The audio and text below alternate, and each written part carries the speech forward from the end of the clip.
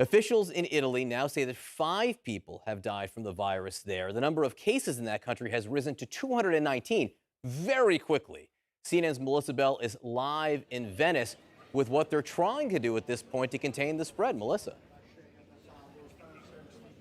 John, I think you put your finger on it. That's what's really worrying, is how quickly this has exploded. We've gone from like less than 5 cases at the end of last week to these 219 confirmed just now, of which 5 people have died already. Some 10 towns at the very least are under this quarantine, with 50,000 people here in northern Italy essentially trapped inside their towns and villages. Now, what authorities here are saying is that quarantine system that they've put in place very quickly means that it is still safe to travel to cities like this, Venice, where I am now. But we've been really surprised to see how many tourists are still milling about and how few of them are wearing protective masks. Another extremely worrying thing for authorities here is that they still haven't identified, John, who patient 0 is, which means that they don't know how it got here, they don't know how it's spreading, nor how quickly it's likely to spread, nor even how widely it may have spread already. And you have to bear in mind that here in Europe, the open border situation means that other countries like France, Austria are keeping a very close eye on what's happening here in Italy.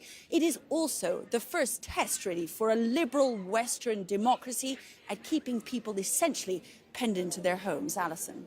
Melissa, not comforting that they know so little at the moment. Thank you very much for all of your reporting from Italy. Now to a CNN exclusive. An American couple separated by coronavirus when their getaway on a cruise turned into that quarantine off the coast of Japan. She tested positive and is in the hospital. He just got off the ship, and now he worries he may not be fully in the clear. CNN's Will Ripley has their story from Tokyo. Roaming the halls of a ghost ship, the quarantined Diamond Princess is nearly empty Saturday when American Kent Frazier is allowed to disembark.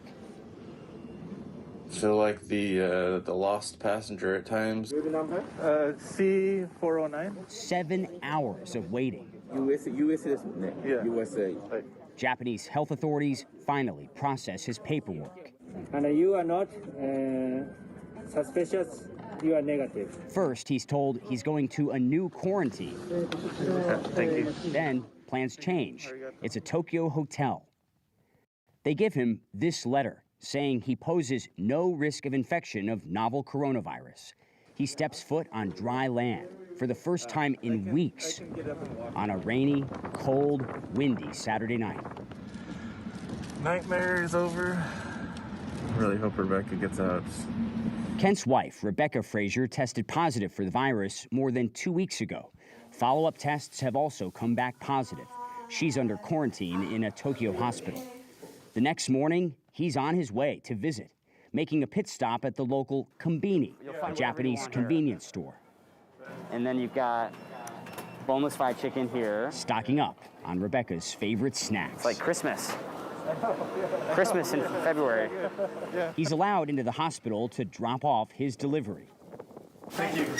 This is as far as he can go. Rebecca's room is sealed off. So, like Romeo and Juliet, he finds his way to her window. I can see you. I know. You're alive. Hopefully you get out soon. It's the longest they've ever been apart. How was your first night in freedom? It was nice. Yeah. I had a hamburger And it's so good. It's like spicy. Delicious. Yum. Rebecca hopes to join her husband in his Tokyo hotel before they both go home to Oregon. But first, she must test negative twice, each test 24 hours apart. Rebecca continues showing no symptoms of the virus. Kent also tested negative twice earlier this month. He gives daily updates to the U.S. Centers for Disease Control and Prevention. So 37.7, that's about what I've been running, so I have to send these twice a day. His temperature is 99.9 degrees Fahrenheit, slightly above normal. After we finish shooting, Kent sees a news report. He's shaken. The Japanese government says 23 people disembarked from the cruise ship without being retested for the virus. I'm not one of those 23, but I also wasn't tested right before coming off the ship. He says his last throat swab was February 8th, more than 2 weeks ago. 2 weeks of sitting in the cabin he shared with Rebecca. Kent's left second guessing, wondering if he's putting other people's health at risk. I don't have any symptoms or anything, don't have a fever, but neither does my wife. He contacted the CDC immediately and got this email telling him to keep taking the usual precautions, limit contact with others, cover his coughs and sneezes, regular hand washing, monitor his symptoms. So I just wonder how many folks out there are in the same situation as me. Let go and free to roam around Tokyo.